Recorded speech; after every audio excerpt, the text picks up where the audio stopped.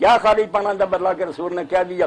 یہ سنیوں کی حدیثیں سنا رہا ہوں کہ اگر کوئی شخص مقام ابراہیم کے درمیان اور حجر اسود کے درمیان ساری عمر نفل پڑھتا رہے اور ساری زندگی روزوں میں گزارے مگر اس کے دل میں اہل بیت کا بغض ہو، جنت میں کبھی داخل نہیں۔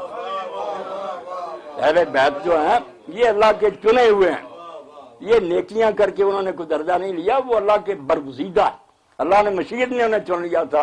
اسی لیے کہنے والے نے بہت اچھا کہا، امام عبدالوہاب شعرانی سنی عالم لکھتے ہیں فلا تاجل باہل البیت ناس، اہل بیت کے برابر کسی کو نہ کر، اہل البیت ہم اہل السعادہ، جو اہل البیت ہے نا یہ خوش نصیب لوگ ہیں، ان کو اللہ نے چن لیا تھا۔ اسی لیے اللہ کے رسول علیہ السلام خود ام المؤمنین عائشہ رضی اللہ عنہا فرماتی، علی آئے، فاطمہ آئی، حسن حسین آیا، آپ نے اپنی کمری میں لے لیا اور کہا اللہ یہ میرے اہل ہے، پاک کر۔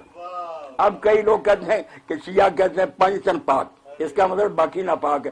میں یہ کہتا ہوں یار 11-12 اور بھی ہیں جن کو پاک مانتے، اس میں کوئی کلمہ حسر کا نہیں ہے کہ یہ صرف پاک ہے، نہیں۔ ہم کہتے ہیں کسی موقع پر رسول پاک، تو اس کا مطلب کون یہ لیتا ہے صرف رسول پاک ہے باقی نہ پاک؟ یہ تمہاری شرارت ہے، یہ پاک ہیں آپ کی دعا سے۔ اور اگر اور بھی کوئی پاک نے کیا، ائمہ اہل بیت میں سے شیعہ لوگ مانتے کہ وہ بھی معصوم ہے، تو پاک کسی کو اللہ نے کیا، مگر یہ برگزیدہ، یہ ایسے ہیں کہ جب